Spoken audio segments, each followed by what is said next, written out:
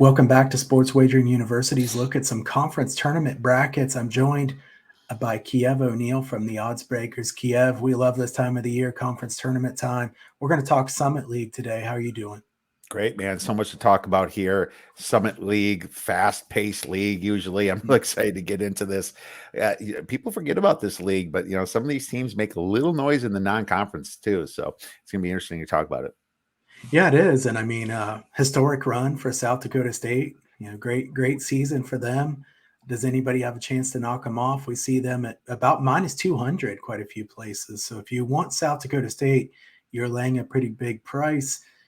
As Kiev alluded to, there's a lot of offense in this conference. Not very many good defenses. I will say this one's played at Sanford Pavilion, I believe it's called, in Sioux Falls, South Dakota.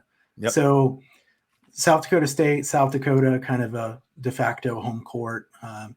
But this one is played to the under more often than not, almost 60% to the under in the games played in the postseason here. So you'll get some high numbers that are high for a good reason, but I would lean toward the under in those games, just because the backdrops here are a little bit more difficult. This is a bigger gym than what these teams are used to playing in. So keep that in mind as you look at this conference tournament. We'll pull up here the odds for this one. South Dakota State, the favorite there on DraftKings. Looks like the second favorite is Oral Roberts is the second at plus 500. South Dakota State laying chalk here, minus 175. You got to lay some coin for that one, right?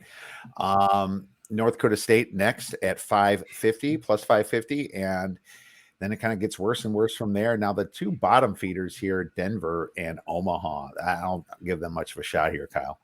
No, I don't either. And I'm just trying to compare a little bit here. Oral Roberts, about 5-1, just about everywhere I'm seeing this. North Dakota State is plus 450 some places, plus 550 some places. If we look at this bracket too, I mean, the bracket kind of sets up, as Kiev has that one up there. South Dakota State is in a pretty good spot in the bracket. But man, they've had some close games in this conference. It's not like they've won all these games by a huge amount.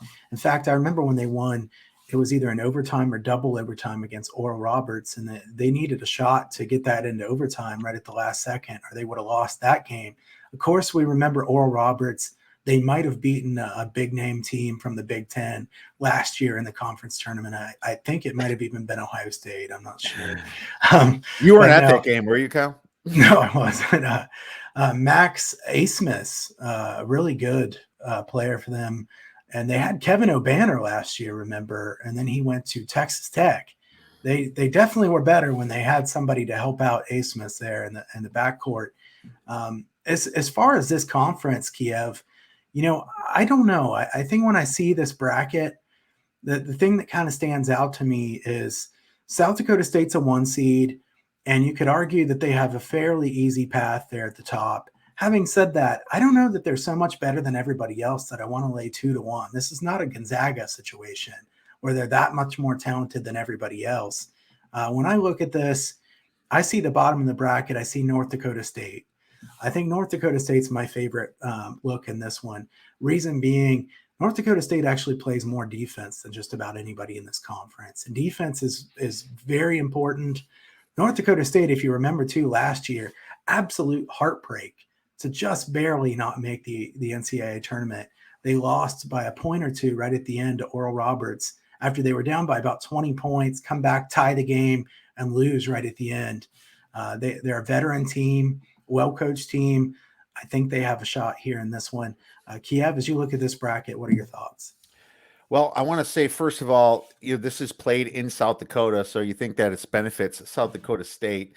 Not really. This is the University of South Dakota, and I'm not even sure if it benefits them. These conferences and these teams, they play there all the time. It's an arena they're very used to. This isn't a big conference, so I'm not going to give much home court advantage really to South Dakota State, probably none at all. Now, here's my problem with South Dakota State. Obviously, undefeated here, right? in conference play. I mean, that is amazing, but it's bad. And the reason that it's bad is because you kind of see some of this ugliness right here, right? I mean, they lose into Washington. Washington's a bad team. They lose to Idaho. It kind of tells me that they're vulnerable. And like Kyle said, they've had some very close games. Now, I agree with you, Kyle. I like North Dakota State as well. And if you at least look at what North Dakota State did, they kept this game close at South Dakota State, 80-76. They actually have some very good play themselves. You know, if you look at their stats, number 2 in defense, and this is when I look at a lot, this effective field goal percentage, they're not allowing a lot of 3s or 2s necessarily, right? So at least, you know, they're stopping teams from scoring. I like how they're doing that inside and outside. You know, very important to look at that. Plus, you know, they're decent at shooting free throws. So when it comes to crunch time, they're going to have a very good shot at winning this conference. So obviously, money line rollover is something you might want to do here, but plus 550 really isn't that bad. I mean, they're going to, if you look at their favorite, you know, they're going to be a pretty big favorite here against Denver. And the reason that South Dakota State's such a big favorite is because they're massive favorites here. Look at minus 25 against Nebraska, Omaha. But it's important to see this. There's all the pressure on South Dakota State here. I hate the fact that they're undefeated in the conference because now they know they're not in the dance unless they win this thing. It adds more pressure. It's like, I just went undefeated in the conference. I might not even make it to the big dance. And they will not make it to the big dance because they have no quality wins over anybody past 108. Well, Bradley, I guess, at 91, right? That's it. So I think North Dakota State is ready to take this. And Kyle, you made a great point about their game with Oral Roberts. And Oral Roberts was Cinderella last year. North Dakota State had a year to think about being Cinderella. So I'm thinking that they're poised to take this this whole bracket. Yeah, I think when you look at this one, you have to either take North Dakota State or Oral Roberts there at the bottom of the bracket. And obviously, that'd be a good matchup there in the second game, North Dakota State and Oral Roberts. Oral Roberts could win that game, certainly. But I can't lay minus 190 or minus 200 with South Dakota State. I think there's going to be some close games here. And Kiev, look at the last few games between North Dakota State and South Dakota State. They've played 3 times last year. South Dakota State won by 2 points, by 1 point, and North Dakota State won by 2. So really close games. And then both games this year decided by 4 points. Very close games here. I think North Dakota State would certainly stand a chance. And if you're giving me a team at 5.5 to 1 versus a team that's, you know, minus 200, I have to look to that. And I think Rocky Cruiser, the big man for North Dakota State's been a really good player for a long time. Nice name too, Rocky Cruiser. You know, whenever you can reference Rocky Cruiser, I feel like you have to. But North Dakota State's rounded into form here at the end of the season. They won a lot on the road. This is a team that's not been dependent on winning at home, which we talk about quite a bit this time of the year. I think it's vitally important. So as we look at this conference tournament, I'd look to play some unders on those really high totaled games. They'll probably have to be hold your nose unders in a lot of cases.